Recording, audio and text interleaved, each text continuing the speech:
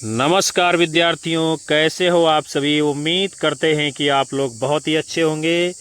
आप सभी लोग विजिट कर चुके हो दीपक लक्ष्य एजुकेशनल चैनल के ऊपर, जहां पर आप सभी लोगों के लक्ष्य को ध्यान में रखकर निरंतर कक्षाएं दी जाती हैं। आप सभी लोगों की आगामी परीक्षाओं को मद्देनज़र रखते हुए आप सभी लोगों को लगातार कक्षाएं दी जा रही हैं। उसी क्रम में आज हम पुनः लेकर उपस्थित हुए हैं छंद शास्त्र के प्रकरण से वैकल्पिक प्रश्नों की श्रृंखला को।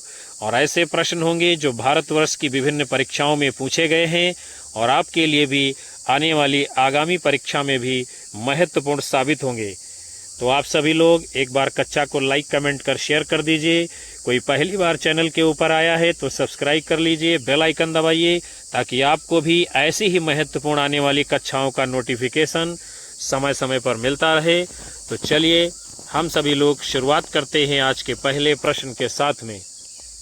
आप देख रहे हैं पहला प्रश्न ये भी क्या है, यूपी टीजीटी 2011 में पूछा गया है। छंद शास्त्र के प्रणेता आचार्य माने जाते हैं। प्रणेता माने होता है प्रवर्तक। पतंजलि, पिंगल, पाणिनि और मनु।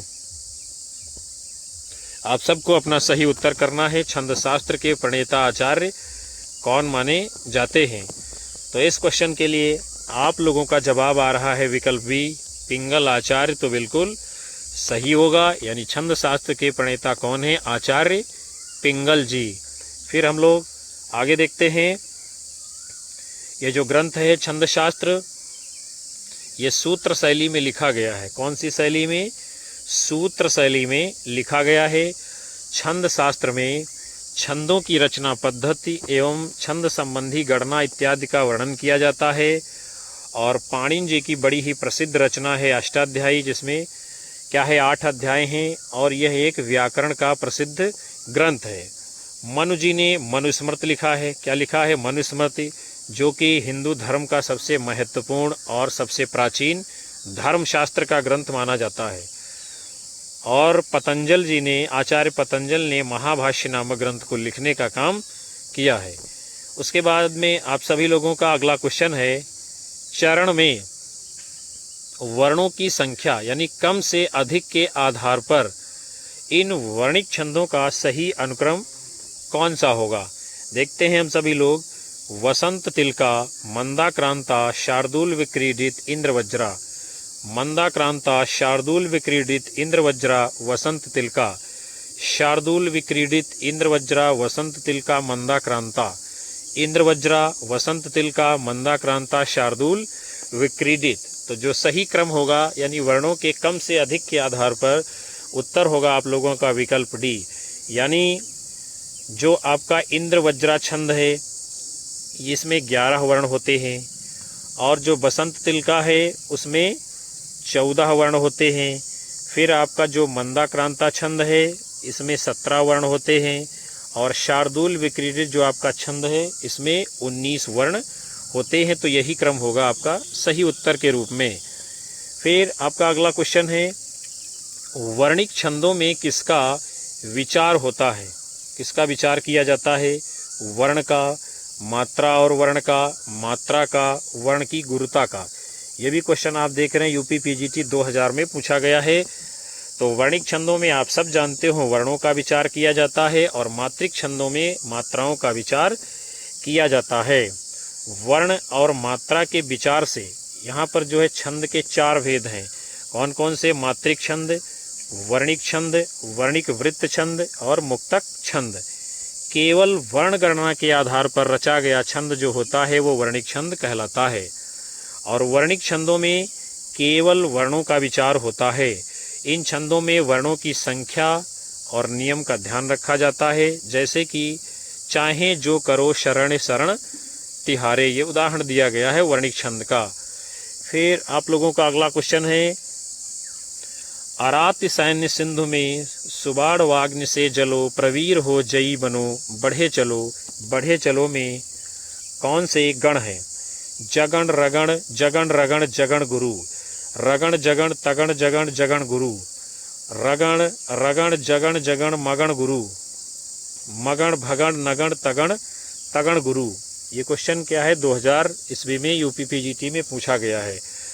तो ये जो उदाहरण दिया गया है, अरात सैन्य सिंधु में सुबाड़ वाग्नि से जलो प्रवीर हो जई बनो बढ़े चलो। बढ़े चलो में विकल्प ए राइट आंसर होगा, यानी इसमें जगण है, फिर रगण है, फिर जगण है, फिर रगण है, फिर जगण है और अंत में गुरु वर्ण होगा। आगे देखते हैं हम सभी लोग। आपका अगला क्वेश्चन है, या लकुटिय रुकामरिया पर राजति हूँ पुर को तजिडारो। राजति हूँ पुर को तजिडारो में प्रयुक्त छंद है कवित, सवैया, बरवे, दोहा। इसमें कौन सा छंद है? तो ये है आपका उत्तर विकल्प बी, सवैया छंद है इसमें। फिर हम लोग देखते हैं बरवे छंद के यानी सवैया छंद के जो है लक्षण को सबसे पहले देखते हैं। सवैया एक जो है समवृत्त वर्णिक छंद है, जिसके एक चरण में 22 से लेकर 26 तक अक्षर होते हैं। फिर है दोहा, ये अर्ध सममात्रिक छंद है। इसके विषम चरणों में यानी कि प्रथम और तीसरे में 13-13 मात्राएं और सम चरणों में अर्थात दूसरे और चौथे में 11-11 मात्राएं होती हैं। फिर बरवै छंद का लक्षण दिया गया है। बरवै भी जो ये आपका है अर्ध सममात्रिक छंद है। इसके विषम चरणों में 12-12 तथा सम चरणों में 7-7 मात्राएं होती हैं। फिर है सवैया। सवैया ये क्या है? वर्णिक छंद है।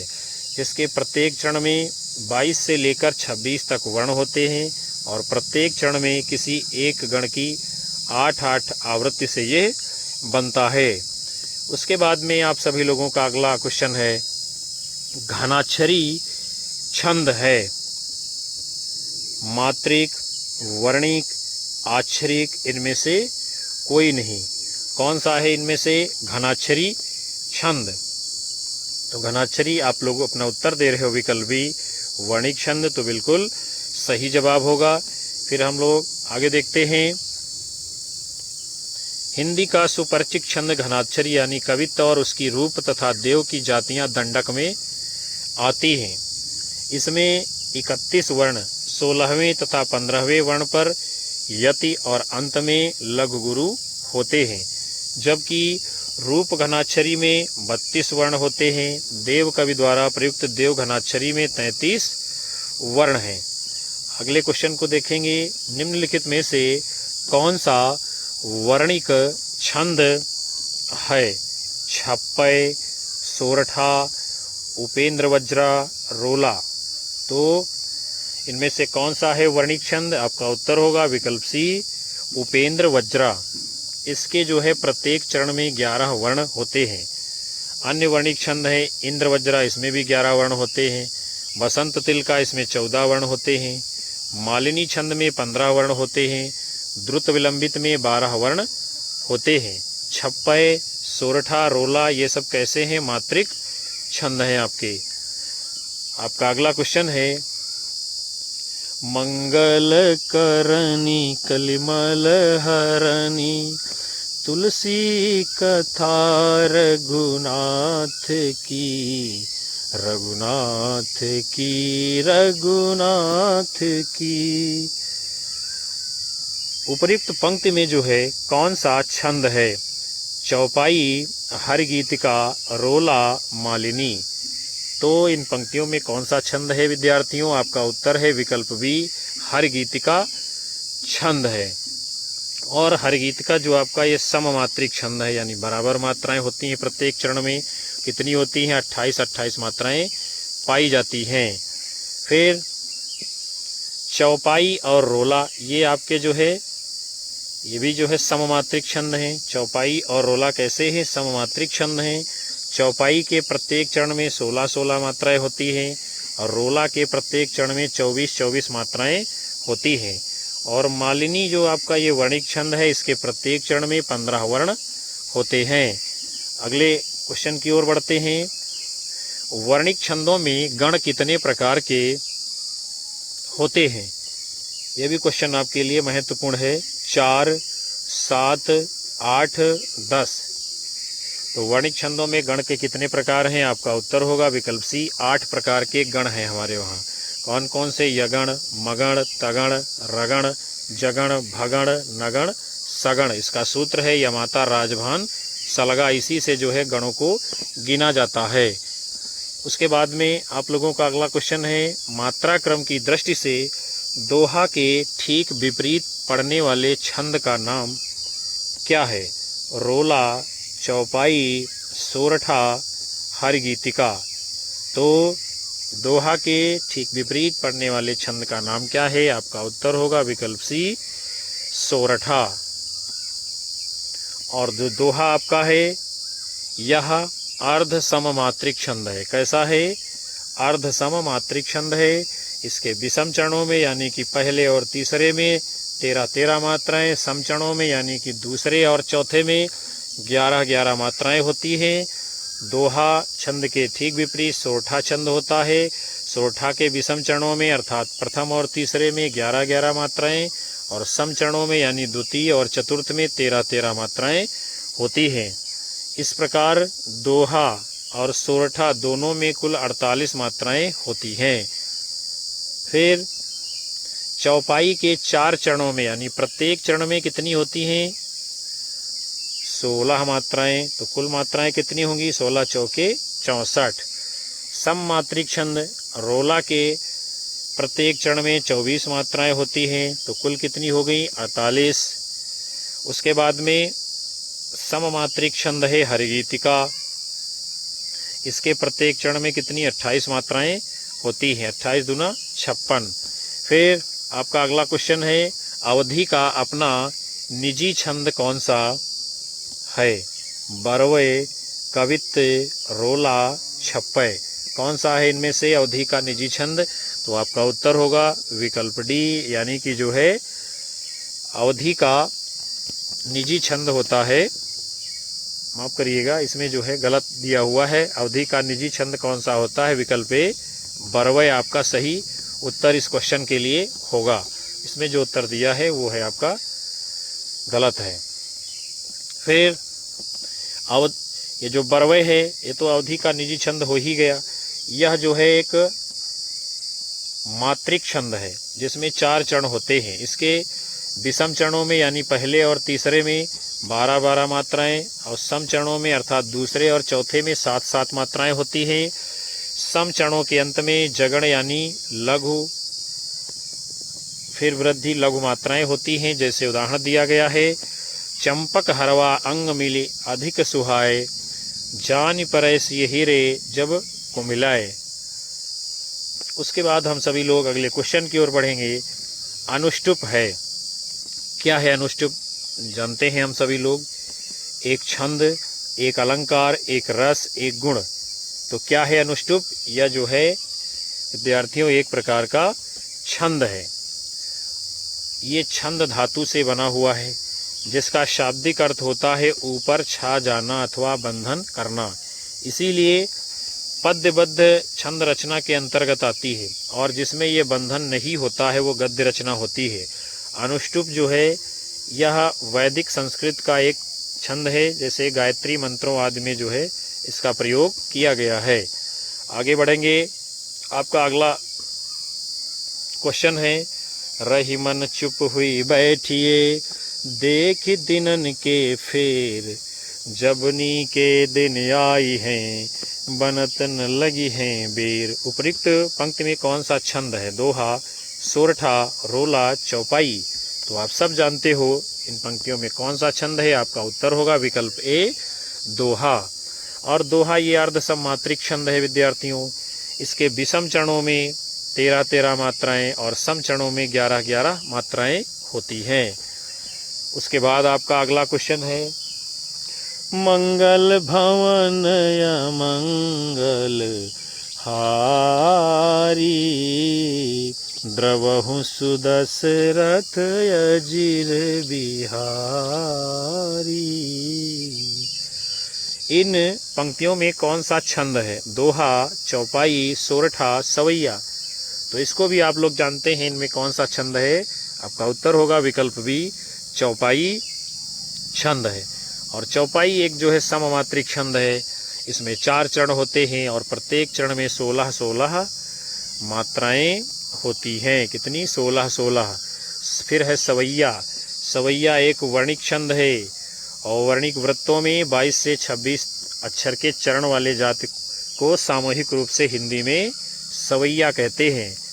जैसे कि उदाहरण है आपका दिया गया है, मानुष हो तो वही रस खान, बसो ब्रज गोकुल गांव के ग्वारन, बसो ब्रज गोकुल गांव के ग्वारन। ये सवैया किसका है? रसखान जी का है। उसके बाद में आप लोगों का अगला क्वेश्चन है, निज भाषा उन्नति है, सब उन्नति को मूल, बिनु निज भाषा ज्ञान के, मिटत नहीं को सूल। इसमें कौन सा छंद है? दोहा, रोला, चौपाई, बरवे। तो इनका भी पंक्तियों में कौन सा छंद है? आपका उत्तर होगा विकल्प ए, दोहा छंद। और ये दोहा आपका अर्ध सममात्रिक छंद है। कैसा है ये? अर्ध सममात्रिक छंद है आपका दोहा। और इसके विषम चरणों में जो है 13 मात्राएं और सम चरणों में 11 मात्राएं होती हैं। बरवय भी अर्ध सममात्रिक छंद है। इसके विषम चरणों में 12, सम चरणों में 7 मात्राएं होती हैं। जैसे कि उदाहरण है, चंपक हरवा अंग मिल, अधिक सुहाए, जान पर सिय ही रे, जब को मिलाए। अगले क्वेश्चन की ओर हम लोग बढ़ते हैं। चौपाई छंद का पूर्व रूप इनमें से कौन सा होगा? चलिए देखते हैं हम लोग। पद्धड़िया, पज्झटिका, अरिल, चौपाई। तो चौपाई छंद का पूर्व रूप क्या माना जाता है?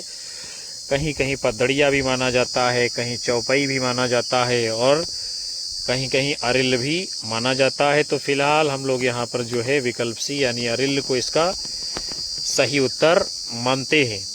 और क्या है? चौपाई। ये देखो दिया भी गया है यहाँ पर, चौपाई छंद ये जो है पूर्व रूप चौपाई है। अपभ्रंश तथा अवहट्ट में चौपाई का चौपाई कहा जाता है। अपभ्रंश तथा अवहट्ट में चौपाई यानी कि चौपाई क्या है? 15 मात्राओं का छंद होता है, जबकि जो आधुनिक चौपाई है ये 16 मात्राओं का छंद है। और अरिल यानी कि अडिल में 16 मात्राएं तथा पद्धर में भी 16 मात्राएं होती हैं।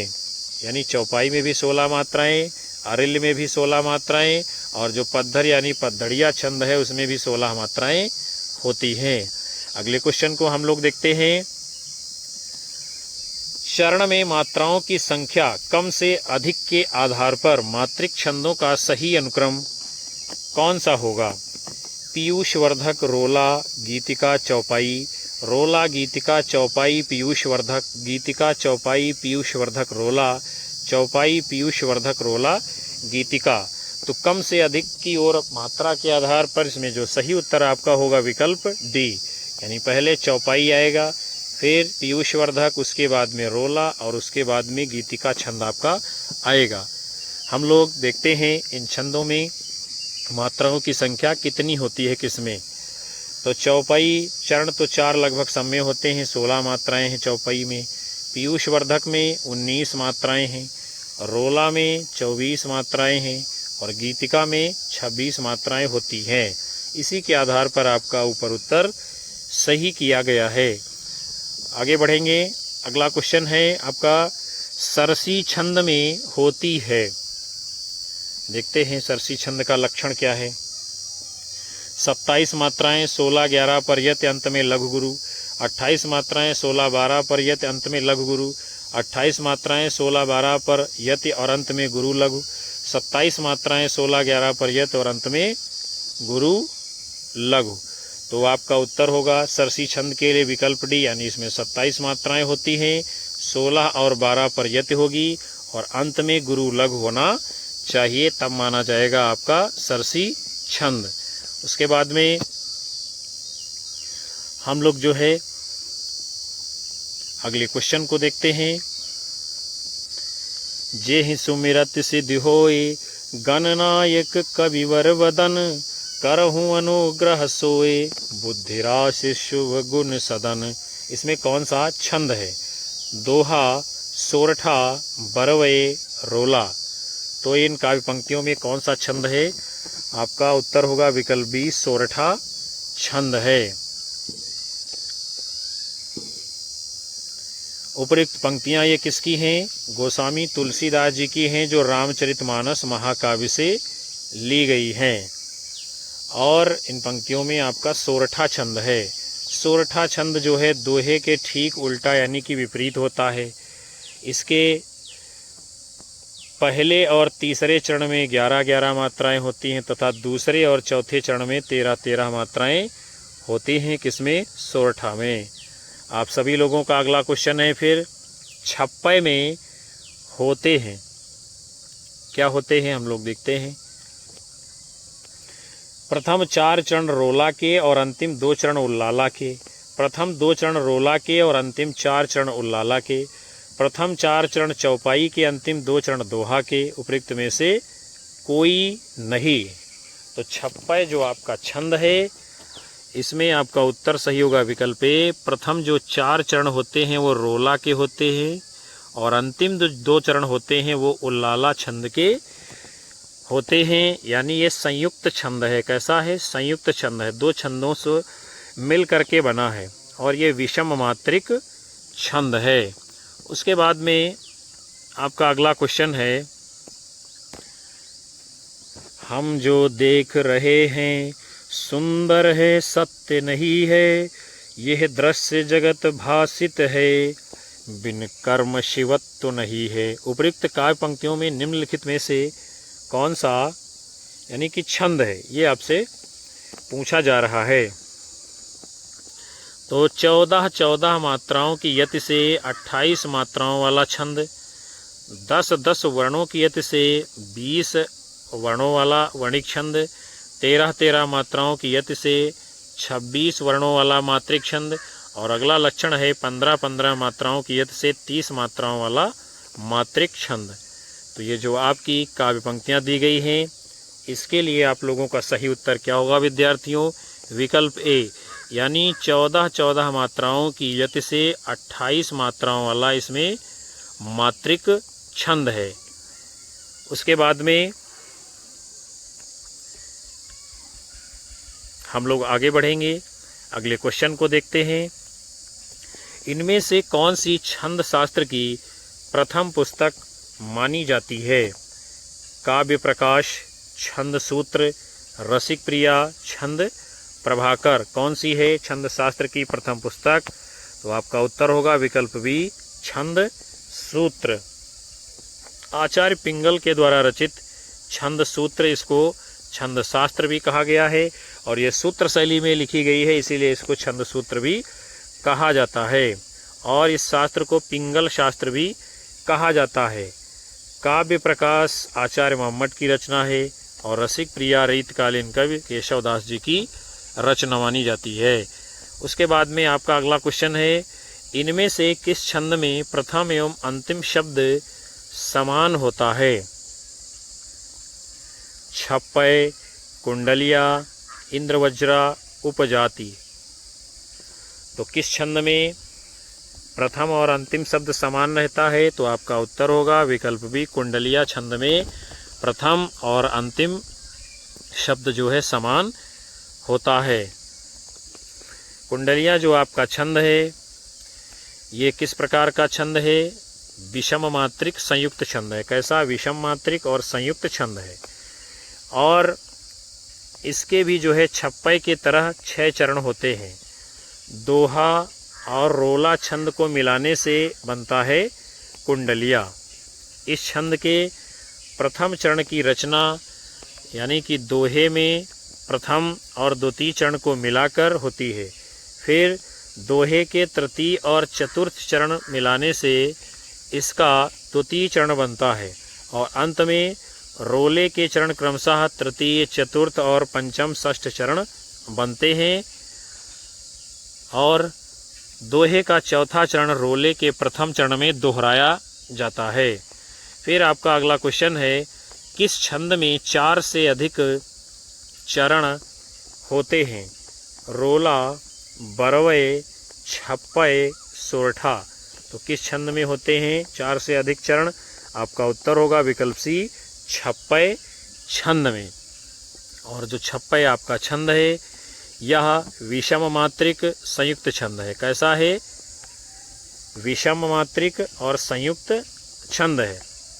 और छप्पय में जो है 6 चरण होते हैं। प्रथम 4 चरण रोला के और शेष जो अंतिम 2 चरण हैं वो उल्लाला छंद के होते हैं। प्रथम द्वितीय तृतीय चरण के योग होते हैं। छप्पय में उल्लाला के सम विषम अर्थात प्रथम द्वितीय और तृतीय चतुर्थ चरण का योग होता है और 15-13 अर्थात 28 मात्राओं वाला ही अधिक ये जो है छंद प्रचलित माना जाता है। उसके बाद में आप लोगों का अगला क्वेश्चन है, किस छंद में 12 और 7 की यत से कुल 19 मात्राएं होती हैं? सोरठा, दोहा, चौपाई, बरवै। तो कौन सा ऐसा छंद है जिसमें 12 और 7 की यत से कुल 19 मात्राएं होती हैं? आपका उत्तर होगा विकल्प डी, बरवै छंद।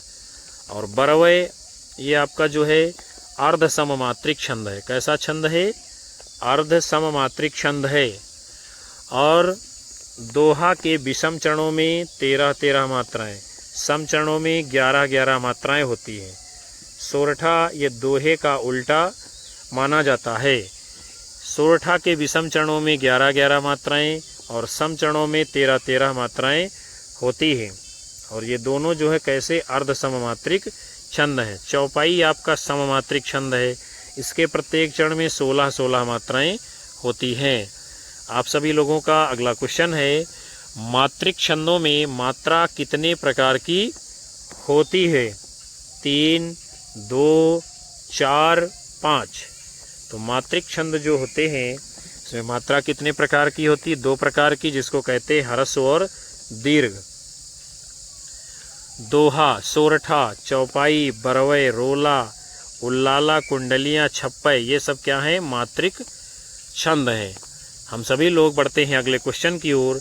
केवल मात्रिक छंद किस विकल्प में हैं?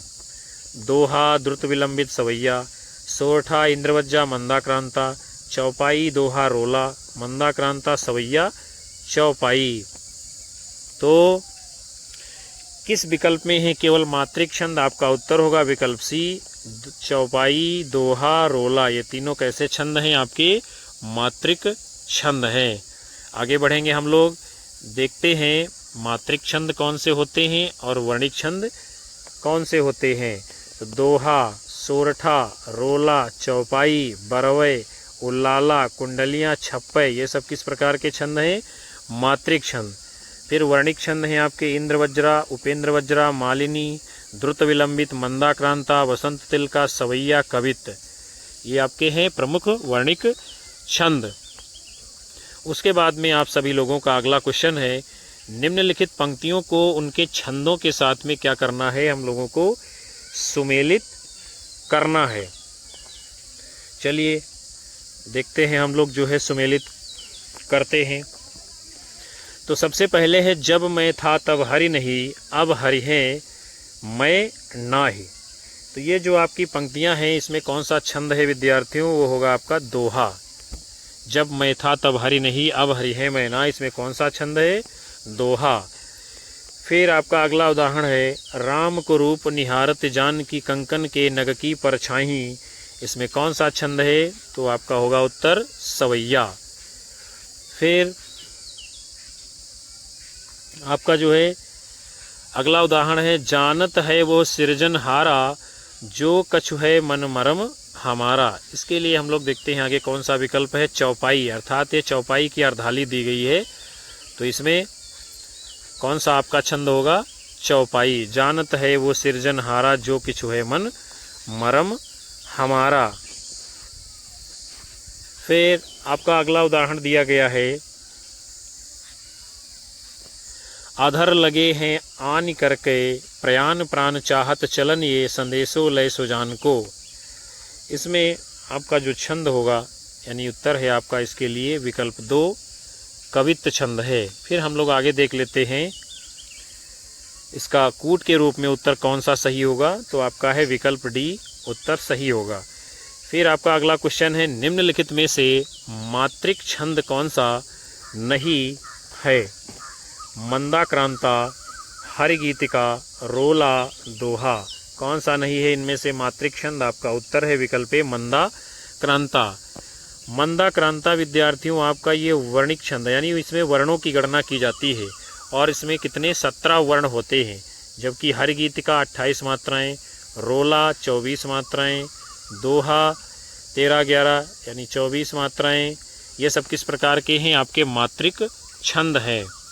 फिर आप सभी लोगों का अगला क्वेश्चन है,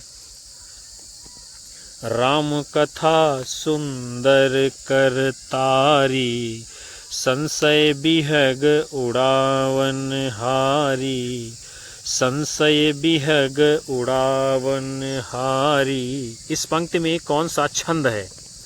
दोहा, सोरठा, चौपाई, रोला। तो उपरोक्त काव्य पंक्तियों में कौन सा छंद है? आपका उत्तर होगा विकल्प सी चौपाई छंद है। और चौपाई जो आपका छंद है आप सब जानते हो ये कैसा है? सममात्रिक छंद है, यानी इसके प्रत्येक चरण में समान मात्राएं होती हैं। और कितनी मात्राएं होती हैं प्रत्येक चरण में? 16 मात्राएं। ऐसे ही आपका अन्य उदाहरण दिया गया है चौपाई छंद का, जो है मंगल भवन अमंगल हारी, द्रवहु सुदशरथ अजिर बिहारी, द्रवहु सुदशरथ अजिर बिहारी। तो ये भी किसका उदाहरण है? चौपाई छंद का। इसमें भी प्रत्येक चरण में 16 मात्राएं हैं। तो प्यारे विद्यार्थियों, आज के इस महत्वपूर्ण सेशन को हम यहीं पर विराम देते हैं, जिसके अंतर्गत आप सभी लोगों ने छंद प्रकरण से संबंधित महत्वपूर्ण वैकल्पिक प्रश्नों की श्रृंखला को देखा जाना समझा। हमें उम्मीद है कि ये सेशन आप सभी के लिए, आपकी परीक्षाओं के लिए बड़ा ही लाभदायक साबित होगा। कक्षा को लाइक करिए, कमेंट करिए, ज़्यादा से ज़्यादा अपने साथी मित्रों में शेयर करिए। यही हमारे लिए ऊर्जा का काम करता है, मनोबल बढ़ाता है, जिसके कारण हम आप सभी लोगों को लगातार कक्षाएं दे पाते हैं। और मिलते हैं आप लोगों को पुनः अगले सेशन में। तब तक के लिए आप सभी लोगों को नमस्कार, जय हिंद, वंदे मातरम। और उन सभी लोगों का बहुत बहुत धन्यवाद जो अंत तक जो है कक्षा में बने रहे हैं। शुभ रात्रि आप सभी लोगों को।